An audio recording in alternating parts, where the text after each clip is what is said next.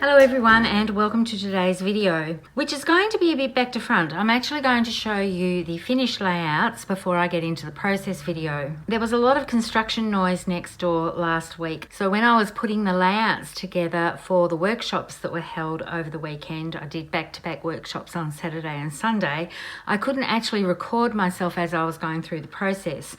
So what I thought I might do is show you the finished layouts first, and then I thought what I would do is actually show you the process video once I've shown you the show and tell of the layouts and put it on hyperspeed so you can just watch me put everything together really quickly as I would like to be able to scrapbook normally. The layouts that I'm going to show you today are from the May-June catalogue, and I've used items from the May special, the Hope and Kindness special. These are the pattern papers that are available. These are only available through to the end of June. You can order the pattern papers on their own, or you can order them with the stickers. Die cuts are also available and they're absolutely gorgeous. There's a beautiful stamp set and you can get that with or without thin cuts. And a gorgeous fancy doily thin cut set. This is a really large doily and a smaller one. But what I'm focusing on today with this video is the coordinating cardstock. It's a textured look cardstock, so it looks like it has texture to it, but it feels flat and it's heavier weight than normal pattern paper. It is a true cardstock weight, and I absolutely love the colours Harbour, Pine, Peach, Sage and Toffee. And then these two here have got a white striped line on it and a white wash effect, and it's a really cool effect on these.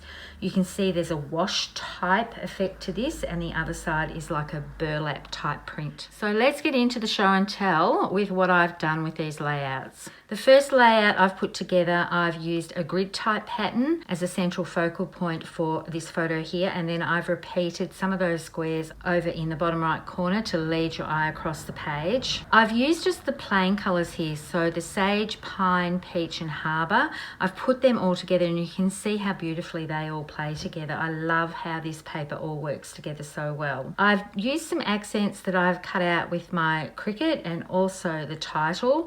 I will put a link below to all the collections that I've used. They're all close to my heart collections, the images that I've used in the layouts throughout. And there's a little bit of a repetitive design with camera elements and the heart geotags, and you can see I've created my own camera element here with the circle shape and cut a camera out of it, but I haven't actually thrown that away. They actually make cute little accents around the title here. I brought in some wooden shapes and also some white acrylic shapes as well. And then I've also used from the Perfectly Imperfect stamp set this little row of hearts here, and I've actually done triple stamping with this. So I've only inked up once. I've done first generation, second and then third generation.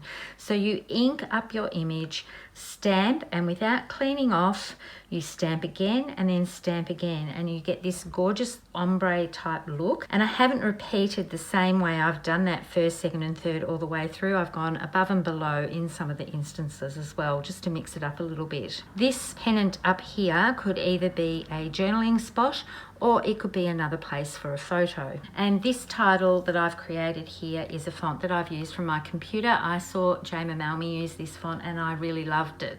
So I will put the name of that down below as well. Here's the second layout that I created, and once again I've used close to my heart images with this. These two elements here are from the same collection, and the collection has page layouts and card layouts of varying sizes, but you can bring those in and pull them apart and just keep the image you want. So I wanted this love from one of the images that was a scrapbooking page, so I've added that to my canvas and just kept that element here.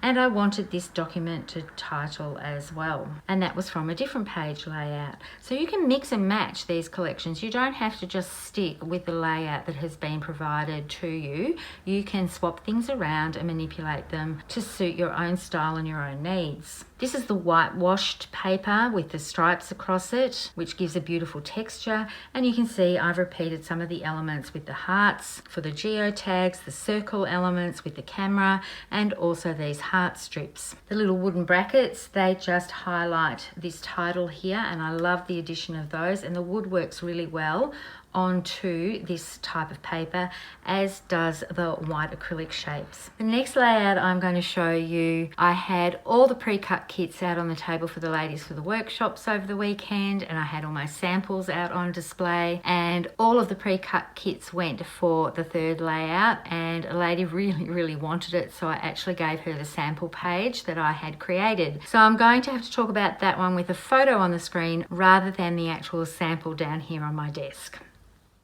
Here's the final layout that I've done with this coordinating cardstock from the Hope Kindness collection, and I love this whitewash background layout. I decided that I would cut the camera element out of copper ore paper, which is a specialty cardstock, and I know that that's going to be retired at the end of August, and I'm hoping that you'll watch the process video at the end of this so that you will see just how much shine that has to it and how much it adds to the layout. The little camera elements on the right page haven't photographed as well as I would hope in this view, so that will pick up really well in that process video as well. I've added a film strip across the right hand side that will slide the 3x3 photos behind, and the tags aren't all cut in one piece. I've actually separated those to conserve on the cardstock usage. Everything on this page has been cut on the Cricut. I've actually used the In Full Bloom SVG digital art collection to create this page, and I've used the page layout, but I've manipulated it so that I've taken away the light bulbs, I've kept the camera,